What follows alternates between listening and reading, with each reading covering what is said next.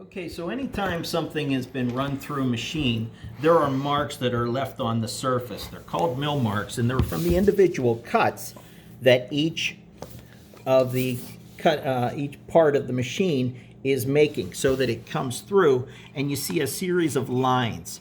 So normally we take and we sand these parts, and when you're putting things together, you can't sand down on the insides of these parts. So sanding, if you want the inside sanded, you would start by actually sanding the pieces.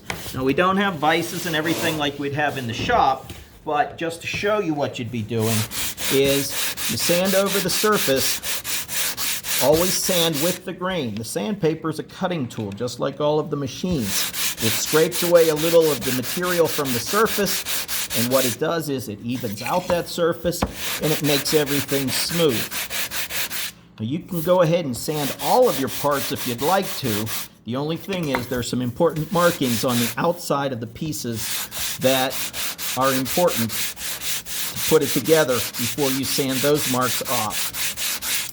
Now, you can tell when it's a good sanded surface by how it feels, or if you would hold it up to the light, you can see a reflection on the surface. Yeah, can't really show that, but you would see these marks disappear, and you would have nothing left but the smooth wood with its wood grain.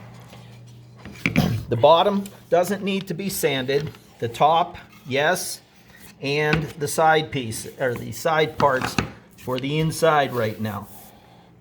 The other piece, I didn't mention it yet, but the handle is pretty much shaped, and you don't need to sand it.